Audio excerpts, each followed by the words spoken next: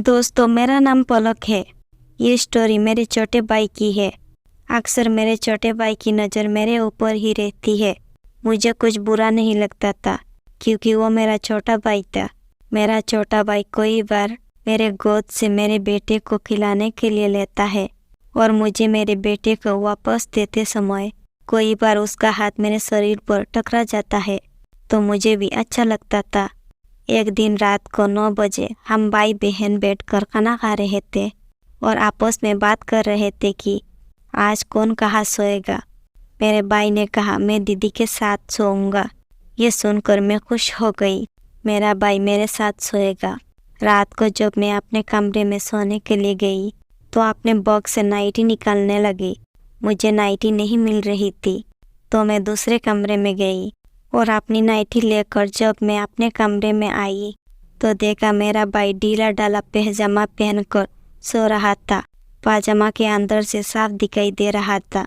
मैं कमरे में आई तो मैंने दरवाजे को अंदर से बंद कर दिया और अपने भाई की तरफ घूमकर नाइटी पहनने को सोचने लगी। तभी मैं देखती हूँ कि मेरा भाई गहरी नींद में सो रहा है। अब मैं शीशे के सामने गई और शीशे में अपने आप को देखकर अपने कपड़े उतारने लगी। अब एक एक करके मैंने अपने सारे कपड़े उतार दिए थे। अचानक से मेरी नज़र आईने पर पड़ी तो मैंने देखा कि मेरा भाई मुझे चोरी चोरी देख रहा था। मैं भी शांति से अनजान बनकर अपने काम में लगी रही।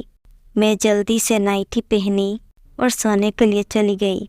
मेरी नाइटी कुछ ज़्यादा ही छोटी थी। मेरा भाई बेड पर बस सोने का नाटक कर रहा था। मैं बेड पर आकर एक किनारे लेट गई और अपने भाई का एक्टिंग देखने लगी। मेरा भाई का आह करने लगा था।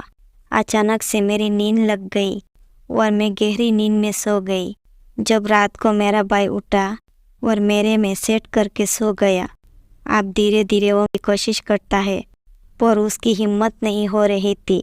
फिर वो सोने का नाटक करने लगा और वो सोने की कोशिश भी कर रहा था। अचानक से मेरी आँख खुली। मैंने देखा मेरा भाई मुझे प्यासी नज़रों से देख रहा था। तो भी मेरा भाई मुझसे पूछता है, दीदी क्या हुआ आपको, नींद नहीं आ रही है क्या? मैंने कहा नहीं, मुझे नींद नहीं आ रही। तो भी मेरा भाई मेरे ऊपर हवा करने लगा। मैंने कहा अब तुम बड़े हो गए हो। तो उसने कहा दीदी अब मुझे भी लड़की की कमी महसूस होती है। फिर मैंने कहा तुम मुझे दीदी मत समझो, अपना फ्रेंड समझकर बोल दो, क्या चाहिए तुम्हें? उसने कहा दीदी अब मुझे भी शादी करने की ज़रूरत है। तो मैंने कहा बस इतनी सी बात है, मैं तेरे जीजाजी से बोलकर एक अच्छी लड़की की तलाश करती हूँ और जल्दी तुम्हारी शादी करवा देता हूँ। नहीं तो कोई ऐसा ना हो कि तुम मुझे ही रगड़ दो। ये कहकर मैं हंसने लगी और फिर हम दोनों सो गए।